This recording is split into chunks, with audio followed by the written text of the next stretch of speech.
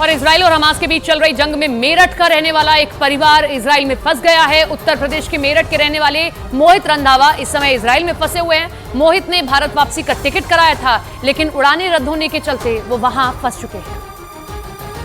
और इजराइल में मोहित रंधावा के साथ उनकी पत्नी और 3 साल की बेटी भी युद्ध के बीच फंसी है, जिसके बाद उन्होंने वापसी की उम्मीद जताई। मेरठ के रहने वाले मोहित 3 साल पहले पढ़ाई के लिए इजराइल गए।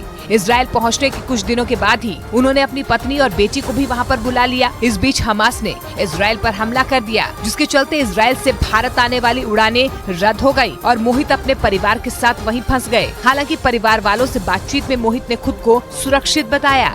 सही है, उनको सेफ है वहाँ। इजराइल में मेरठ के मोहित के जैसे ही कई भारतीय इस समय फंसे हुए हैं।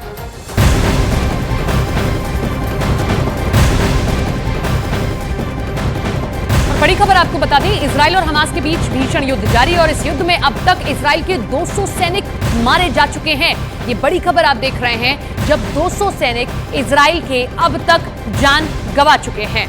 तो ये बड़ी खबर आपके सामने इजराइल हमास युद्ध में इस वक्त की बड़ी खबर और आंकड़ा आपके सामने रख रहे हैं कि अब तक 200 सैनिकों की मौत हो चुकी है और अभी भी युद्ध जारी है।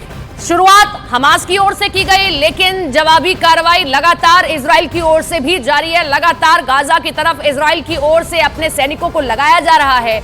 लेकिन यह सच है कि जब भी युद्ध होता है तो इसी तरीके से आंकड़े सामने आते हैं। युद्ध कभी किसी का भला नहीं कर सकता, लेकिन शुरुआत हमास की ओर से की गई है तो जवाब जरूर इजराइल देगा।